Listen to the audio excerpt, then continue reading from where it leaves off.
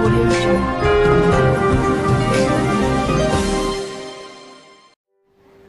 Viewers warm welcome to इमदाद speaks. इमदाद यूसुफजई आपसे मुखातिब है। सबसे पहले आपसे गुजारिश है कि अगर अभी तक आपने इस चैनल को सब्सक्राइब नहीं किया है तो प्लीज़ इस चैनल को सब्सक्राइब कीजिए, बेल आइकन को प्रेस कीजिए ताकि आने वाली वीडियोस के बारे में नोटिफिकेशंस आपको मिल सके। आप हमारे दूसरे चैनल रोखाना_डिवा को भी सब्सक्राइब कीजिए। आज बात करेंगे कि पाकिस्तान को क्या मुश्किलात पेश आ सकती है अफगानिस्तान में बनने वाली सूरत हाल की वजह से,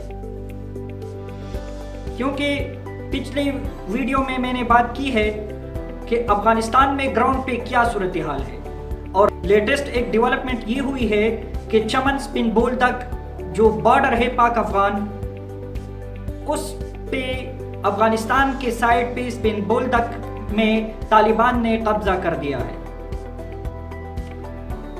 तो पाकिस्तान ने बॉर्डर सील किया है फिलहाल, और 20 साल बाद यही हुआ है कि पाकिस्तान के साइड पे पाकिस्तान का कौमी परचम लहरा रहा है बॉर्डर पे, और अफगानिस्तान के साइड पे अफगान परचम के बजाय तालिबान का जो परचम है, जो सफ़ेद परचम है, वो लहरा रहा है। जाहिर बात ये एक ड्रामाई डेवलपमेंट है। अब बात ये करते हैं कि पाकिस्तान के लिए इस सूरत हाल से क्या मुश्किलात होंगी और कुछ फ़ायदा भी हो सकता है या नहीं। सबसे पहले तो मैं ये बात अर्ज कर दूं कि जब भी कोई मुल्क पॉलिसी बनाता है तो सबसे पहले हिस्ट्री को देखा जाता है, क्योंकि हिस्ट्री इंसान को मालूमात फराहम करती है और हिस्ट्री से ममालिक और हुक्मरान सीखते हैं। अब यहाँ पर हिस्ट्री क्या बताती है?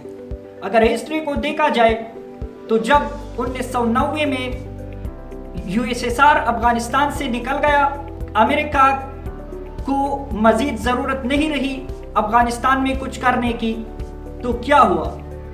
अमेरिका ने अफगानिस्तान को छोड़ दिया, और जो मसाइल अफगानिस्तान में पैदा हुए पाकिस्तान को उससे निमटना पड़ा, और पाकिस्तान को काफ़ी मुश्किलात पेश आई। अमेरिका ने एक तरफ पाबंदियां लगाई पाकिस्तान पे, इसी तरह जो अफगानिस्तान में अंदरूनी लड़ाई हो रही थी, पाकिस्तान कोशिश कर रहा था कि आपस में सुलह हो सके, लेकिन मुश्किलात ही मुश्किलात थी। तो जब हम अमेरिका को सपोर्ट कर रहे थे इस बार, यानी अमरीकी अफवाज की इनक़िला में हम मदद फराहम कर रहे थे, पाकिस्तान ने काफ़ी मुस्बत किरदार अदा किया है तालिबान को मुज़ाकरात के मेज़ पे लाने में। तो जब हम ये कर रहे थे तो हमें हिस्ट्री से सीखना चाहिए था।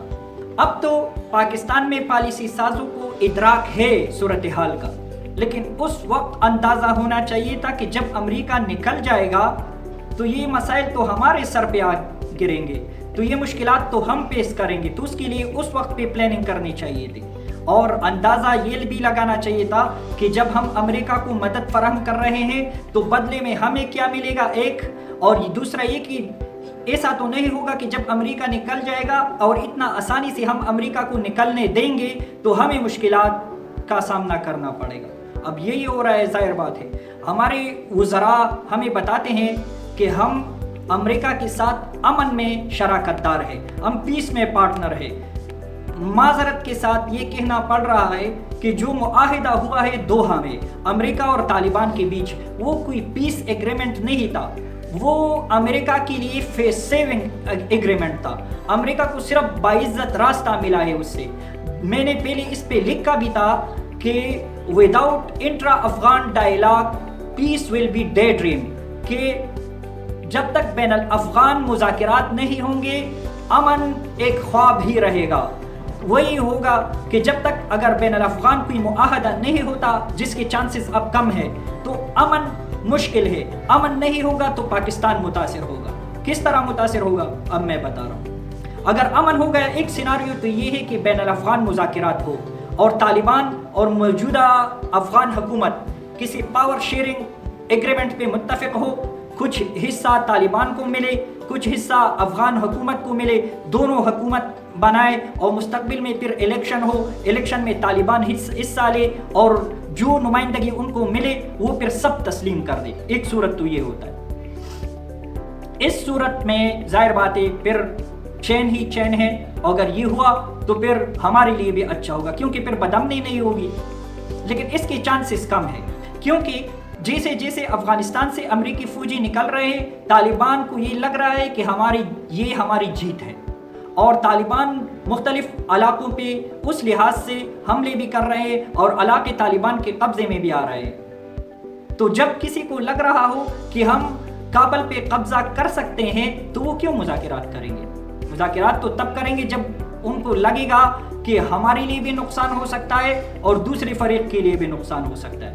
لیکن یہاں مسئلہ یہ ہے کہ طالبان تو کابل پہ قبضہ کر سکیں گے کیونکہ وہ فائٹرز ہیں، انہوں نے امریکہ کو بھی ٹف ٹائم دیا ہے، لیکن مسئلہ پھر ان کے لیے قبضہ کرنے کے بعد شروع ہوگا کہ جب دنیا کے ممالک ان کو تسلیم نہیں کریں گے اور پابندیاں لگائیں گے افغانستان پہ، افغانستان کو موجودہ ٹائم میں جو امداد مل رہا ہے اس میں کمی کیا کہ وہ ختم ہو جائے گا، تو پھر ظاہر بات ہے حکومت کو چلانا پھر مشکل ہوگا، پھر افغان کرنسی گر جائے گی، مہنگائی آ جائے گی اور گورننس کے ایشو بھی پیدا ہوں گے، تو ظاہر بات ہے پھر حکومت چلانا مشکل ہو جائے گی اور اس کی وجہ سے پھر مشکلات پیش آئیں گی۔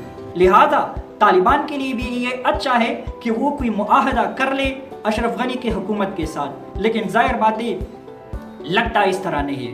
تو جب اس طرح نہیں لگتا اور طالبان کابل پہ قبضہ کر دیں گے، پھر پاکستان کے لیے گمبھیر صورتحال پیدا ہوگی۔ کیوں؟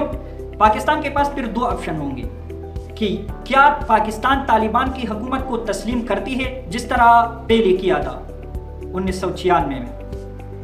3 ممالک نے اس وقت پہ طالبان کو صرف تسلیم کیا تھا پوری دنیا میں، سعودی، متحدہ عرب امارات اور پاکستان۔ تو کیا پاکستان دوبارہ اس طرح کرے گا یا نہیں کرے گا؟ کرے گا تو اس کے بھی کانسیکوینسز ہوں گے، نہیں کرے گا تو اس کے بھی کانسیکوینسز ہوں گے۔ اب کیا کانسیکوینسز ہوں گے؟ پاکستان اگر تسلیم کرتا ہے تو پھر طالبان، اگرچہ طالبان تو کہہ رہے کہ ہم افغانستان کی سرزمین کو کسی کے خلاف استعمال کرنے نہیں دیں گے، لیکن اگر کچھ بھی پھر ہوتا ہے تو اس کے لیے دنیا پاکستان پہ دباؤ ڈالے گا کہ کیونکہ آپ نے تسلیم کیا ہے طالبان کو، آپ کے ان کے ساتھ سفارتی تعلقات ہے، لہٰذا آپ طالبان کو سمجھائے، آپ یہ کرے، آپ وہ کرے۔ ایک تو یہ مشکل، اور طالبان کے ترجمان سہیل شاہین نے سلیم صافی کو ایک انٹرویو میں ریسنٹلی کہا ہے کہ پاکستان ہمیں ڈکٹیٹ نہیں کر سکتا۔ ٹھیک ہے، پاکستان سے ہمارے مراسم ہوں گے لیکن پاکستان ہم پر اپنے رائے کو مسلط نہیں کر سکتا، اور ظاہر بات ہے پہلے بھی پاکستان نہیں کر پایا ہے۔ جب طالبان کو پہلے پاکستان نے ریکگنائز کیا تھا تو طالبان نے بھی ڈیورنٹ لائن کو بارڈر ماننے سے انکار کیا تھا۔ لوگ تاثر تو یہ تھا کہ طالبان پاکستان کے اپنے لوگ ہیں، لیکن طالبان نے بھی وہ پالیسی اپنائی تھی جو باقی حکومتوں نے اپنائی تھی۔ اسی طرح کچھ لوگ پاکستان میں فرقہ وارانہ فسادات میں ملوث تھے۔ جب نواز شریف دوسری بار برسر اقتدار تھا تب نواز شریف حکومت نے ان لوگوں کے لیے کہا کہ ان کو حوالہ کر دے، طالبان نے حوالہ کرنے سے انکار کر دیا۔ ایک تو یہ مشکل ہوگی۔ دوسری مشکل پاکستان کے لیے یہ ہوگی کہ جیسے افغان طالبان برسر اقتدار آتے ہیں تو افغان طالبان کی کامیابی سے ٹی ٹی پی یعنی تحریک طالبان پاکستان کو ایک حوصلہ ملے گا کہ اگر افغانستان میں طالبان برسر اقتدار آ سکتے ہیں تو ہم کیوں نہیں۔ لہٰذا ایک دفعہ پھر تحریک طالبان پاکستان سر اٹھا سکیں گے، جو ظاہر بات ہے پاکستان کے لیے سیکیورٹی کی ایشوز پیدا کریں گے، کیونکہ پہلے بھی 70,000 پاکستانی دہشت گردی کی وجہ سے شہید ہو چکے ہیں اور پاکستان کو 126.26 ارب ڈالر کا نقصان بھی ہوا ہے۔ تو دوبارہ یہ مسئلہ کڑا ہو سکتا ہے۔ ریسنٹلی محمد مالک کو انٹرویو دیتے ہوئے طالبان کے ایک اور ترجمان ذبیح اللہ مجاہد نے کہا ہے کہ تحریک طالبان پاکستان کا اندرونی مسئلہ ہے، اور اس نے یہ بھی کہا کہ ہم تو چاہیں گے کہ مذاکرات ہو، اس کی اگر میں تشریح کروں تو اس نے ہمیں بتایا ہے کہ طالبان پاکستان کا مسئلہ ہے، ٹھیک ہے، بظاہر تو اس نے کہا ہے کہ ہم سپورٹ نہیں کریں گے ان کو، لیکن اس نے تحریک طالبان پاکستان کی مذمت بھی نہیں کی، اس نے یہ بھی نہیں کہا کہ یہ ایک مسلمان ملک کے خلاف لڑ رہے ہیں، اس نے یہ بھی نہیں کہا کہ اگر پاکستانی حکومت کوئی کارروائی کرتی ہے تو ہم یہ کارروائی حق بجانبی ہوگی یا ہمارا اس سے کوئی کام نہیں ہوگا۔ اس کے سٹیٹمنٹ سے یہ مطلب ملتا ہے کہ جیسے افغانستان میں طالبان کے ساتھ مذاکرات کی باتیں کی جاتی ہے، اس طرح ٹی ٹی پی میں اس مسئلے کا ایک فریق ہے، اگر اس سے بھی مذاکرات کی جائے تو اچھی بات ہے۔